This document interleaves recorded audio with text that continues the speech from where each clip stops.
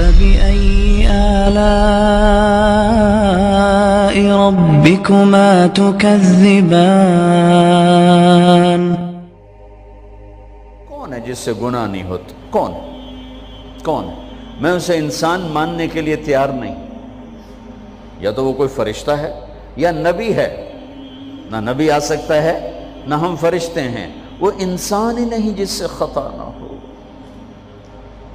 لہٰذا میں اپنے رب کی قدرت پہ قربان جاؤں، رحمت پہ قربان جاؤں کہ اس نے توبہ کے لیے نہ عمر کی قید نہ عدد کی قید. ابھی تو 60 سال کا ہو گیا ہے، 70 سال کا ہو گیا، اب تیری کوئی توبہ نہیں. آخری سانس میں آ جا، قبول ہے. ابھی تیری 100 دفعہ ٹوٹ چکی ہے توبہ، اب 101 دفعہ قبول نہیں، 1 کروڑ دفعہ توڑ کے آ جا، قبول ہے.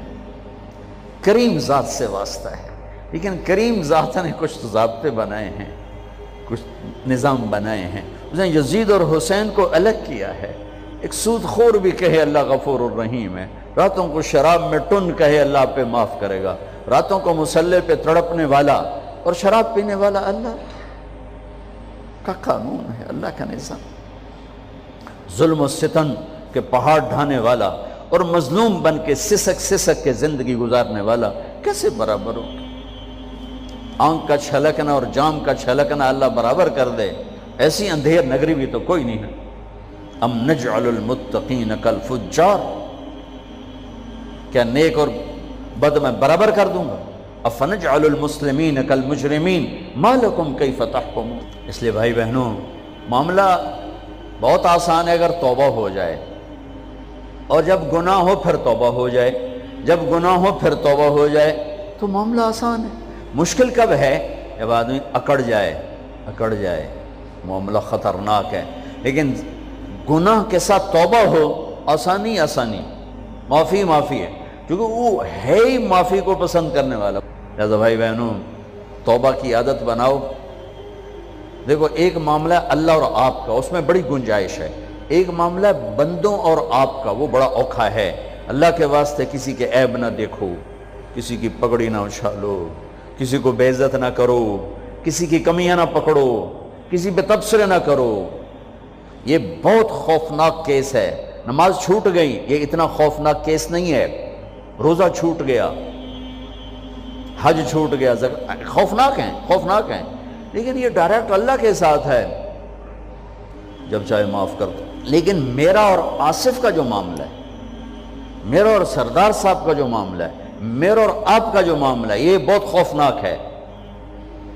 اس میں کسا ہوا قانون ہے کہ کسی کو حقیر نہ جانو. عیسیٰ علیہ السلام گزر رہے تھے اپنے ساتھیوں کا، ایک ڈاکو اوپر بیٹھا تھا پہاڑ پر، چوٹی پر. فلسطین میں چھوٹے چھوٹے پہاڑ ہیں، بڑے نہیں. تو اس کی نظر پڑی، نور نبوت دیکھا تو اس کو ندامت ہوئی. اس نے کہا یا لعنت ہے تیری زندگی، ساری زندگی ڈاکیاں گزارتی، چل توبہ کرتے سے نیک نبی دا ساتھ دے. انہوں نے کہا یا اللہ میری پچھلی معاف کر. میں آ گیا، نیچے اترا، ساتھ ہو لیا. عیسیٰ علیہ السلام کا ایک صحابی ساتھ جا رہا ہے. صحابی، ہر امت کا سب سے اعلیٰ شخص وہ ہوتا ہے جس نے نبی کا فیض پایا ہو. یہ ڈاکو، یہ صحابی. اس صحابی نے اس کو یوں دیکھا نفرت سے، اچھا یہ کتوں آ گیا ہے. ایک تکبر پیسے کا ہوتا ہے، ایک تکبر نیکی کا ہوتا ہے. یہ پردے والی عورتیں بے پردہ عورت کو یوں دیکھتی ہیں،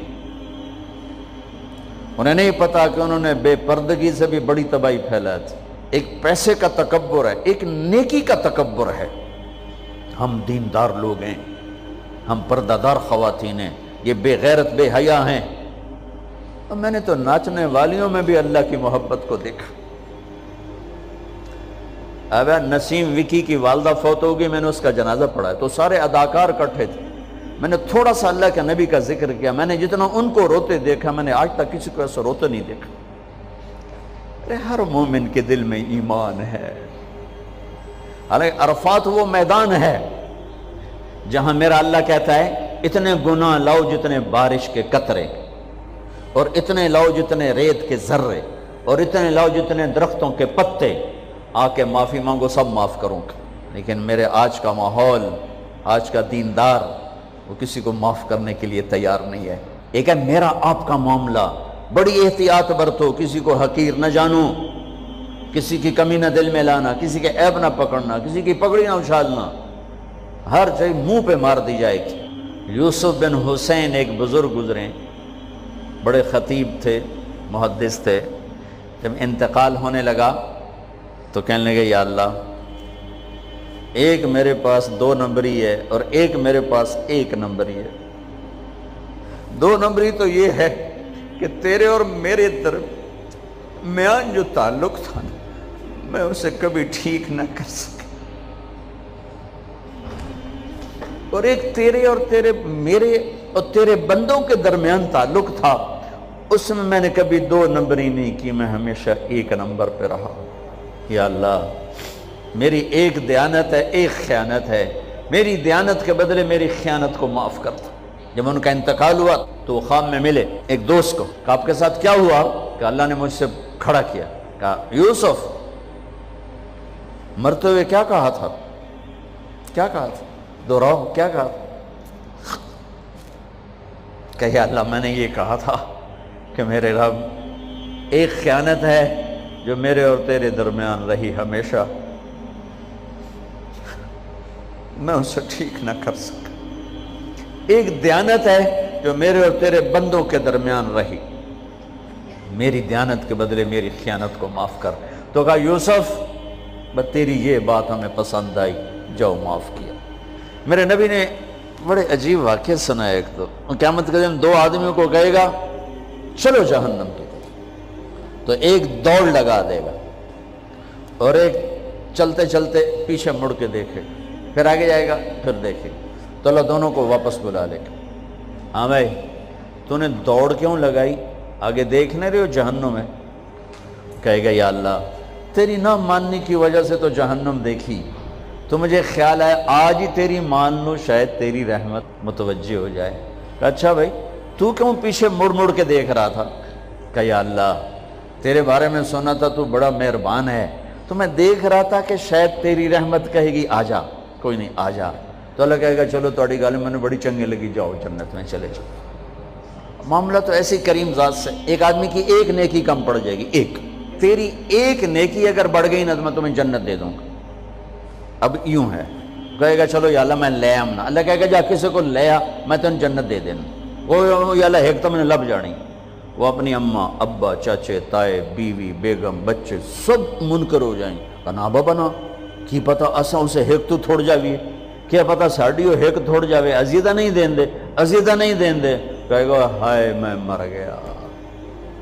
تو ایک آدمی اس کی ہائے سنے گا، وہ کیوں ہے کہ ایک نیکی تو مار کھا گیا۔ کہے گا موجاں کر، تیرا کام بن گیا۔ وہ کہے گا وہ کیسے؟ وہ کہے گا میرے کو ہے ہی ایک کو، تو لے جا، میرے کڑے کم تھے، تو لے جا، میرے کو ہوئے تامی اگے، نہ ہوئے تامی اگے، یا تو لے جا۔ وہ چھلانگے مارتا ہوا ہے گا یا اللہ میرا کم بن گیا۔ اور کیسے بن گیا؟ کہا وہ کہتا میں دیتا ہوں۔ کہا اس کو بلاؤ، اس کو بلایا جائے۔ ابھی تم اس کو نیکی دے رہے ہو؟ کہ جی دے رہا ہوں۔ کیوں دے رہے ہو؟ کہ یا اللہ میرے کسی کام کی، میرے لیے تو تیرا، میں ایک نیکی نال کیڑی جنت لے سکن۔ تو اللہ تعالیٰ فرمائیں گے اچھا آج مجھ سے بڑے سخی بننا چاہتے ہو؟ آج مجھ سے بڑا سخی کوئی نہیں ہے، چل تیری سخاوت پہ تو بھی جنت میں جائے، یہ بھی جنت۔ اس لحاظ سے معاملہ بہت آسان ہے، مشکل نہیں ہے۔ اگر ہم گناہ پر توبہ کر رہے ہیں تو معاملہ آسان ہے، گناہ کر کے ڈٹ جائیں پھر معاملہ خوفناک ہے۔ یا نیکی کے تکبر میں یا گناہ پہ اڑ جانا یہ خوفناک چیز ہے۔ لیکن اگر ہم معافی مانگ رہے ہیں تو مسئلہ ہی کوئی نہیں۔ سب سے آسان کام ہے اللہ کو راضی کر، سب سے آسان کام۔ چونکہ اللہ اگر میں آصف صاحب کو معاف نہیں کرتا، کیوں کہ میرے دل پر اثر ہے۔ سردار صاحب مجھے معاف نہیں کر رہے، کیوں کہ میری زیادتی کا دل پر اثر ہے، اس لیے معاف کرنے میں آدمی دیر کرتا ہے۔ اللہ کیا کہتا ہے؟ تم سارے سجدے میں گر جاؤ، میرے اوپر کوئی اثر نہیں، تم سارے پتھر کے آگے گر جاؤ، میرے اوپر کوئی اثر نہیں، اثر سے پاک ہے۔ لہذا ادھر منہ سے نکلتا ہے یا اللہ معاف کر، اور ادھر سے جواب آتا ہے جاؤ معاف کر دیا۔ اتنا بھی نہیں کہتا اے دوبارہ تو نہیں کرو گے، دوبارہ تو نہیں کرو، اتنا بھی نہیں کہتے، اوے پھر کرو گے، جاؤ معاف کرو، جاؤ معاف، میرا بندہ میری بندی توبہ کا برتن توڑ دیا، آ جا جوڑ دیتا ہوں، پھر توڑ دیا، آ جا جوڑ دیتا ہوں، پھر توڑ دیا، آ جا جوڑ دیتا ہوں، 1,00,000 دفعہ توڑا، 1 کروڑ دفعہ توڑا، آ جا، کیسے جوڑتا ہوں، کیسے جوڑتا ہوں؟ کہ یہ جو جوڑ ہیں نظر آئیں گے، لیکن میں جب تیری توبہ کا برتن جوڑوں گا تو کہیں جوڑ نظر نہیں آئے گا، لگے گا توبہ ٹوٹی ہی کوئی نہیں، یہ تیرے کرامن کاتبین کو بھی نظر نہیں آئے گا۔